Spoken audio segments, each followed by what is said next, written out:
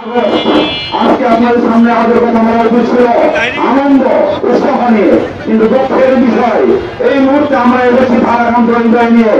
আপনারা জানেন যে বিগত 40 বছর ধরে এই সরকারের উপজেলায় স্বৈরাচার সরকার আওয়ামী সরকার যেভাবে অত্যাচার নির্যাতন নিয়ন্ত্রণ করেছে, সেইখান থেকে ডক্টর টি মাহমুদুর রহমানের নেতৃত্বে সর্বাত্মকভাবে বিএনপিকে শক্তিশালী করে গেছে।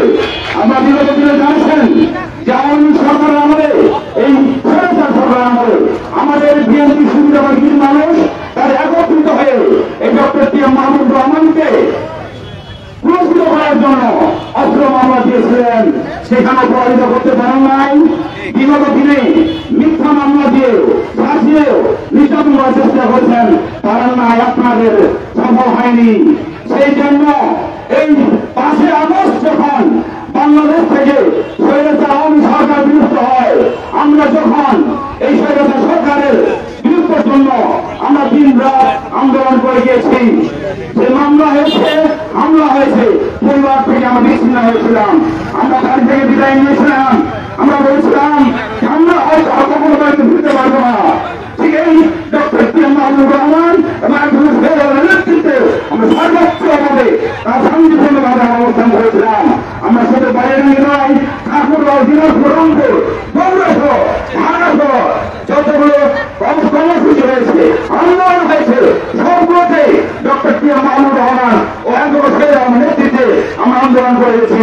সেই দিন কিন্তু দেখি নাই এই বাড়ির কিছু সুবিধাবাদী মানুষ তারা কিন্তু সে আন্দোলন ছিল না, একটাও দেখাতে পারবে না, একটা মিছিল ছিল দেখা গিয়েছে তারা মাত্র প্রোগ্রামের সামনে গিয়ে ছবি দিয়ে ফেসবুকে শুরু পোস্ট করেছে, তারা নেতাবাদী করছে।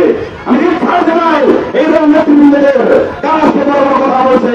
আপনারা জানেন গত 12 জুলাই বালিয়াকান্দিতে একটা সুস্থ নিরপেক্ষ নির্বাচন হয়েছে, কাউন্সিলর হয়েছে, সেখানে কাউন্সিলরদের ভোটের মাধ্যমে এখানে স্পষ্ট নির্বাচিত হয়েছে অ্যাডভোকেট শহীদ আলম ও ডক্টর টি মাহমুদুর রহমান। দীর্ঘদিন কুচক্ররা করেছে, কুচক্রান্ত করেছে, তাদেরকে এখান থেকে আউট করার জন্য, কিন্তু জনগণের ভেতরে তাদের তারা নাই। সেখান থেকে দেখেন, আমি স্পষ্ট করে বলতে চাই, পূর্ব পরিকল্পিত ভাবে এই ডক্টর টি মাহমুদুর রহমান এবং শহীদ আলমকে এই পালিয়ের মাঝে বিচ্ছিন্ন করার জন্য তারা আগে থেকে ফয়সালা করেছিল। এই জন্য তাড়াতাড়ি নির্বাচন না সরকারের জায়গায় কেন বিয়ে প্রস্তাব করা হলো, কেন বিয়ে প্রস্তাব ভোট দিয়ে চেষ্টা করা হলো, রেজাল্ট দেওয়া হলো না, কেন সেটা জানছিল জনগণ জানতে পারবে না যে 244 ভোট পেয়েছে সাদা মার্কা অ্যাডভোকেট শহীদ আলম এবং চেয়ার মার্কা পেয়েছে 244 ভোট। নিশ্চিত যেমন 4 ভোটে গিয়েছিলাম, কেন সেটা রেজাল্টটাকে পরবর্তী ক্ষেত্রে 242 করা হলো, 242 সমবায় করা হলো। দেখা আমরা ফেসবুকে দেখেছেন পূর্ব পরিকল্পিত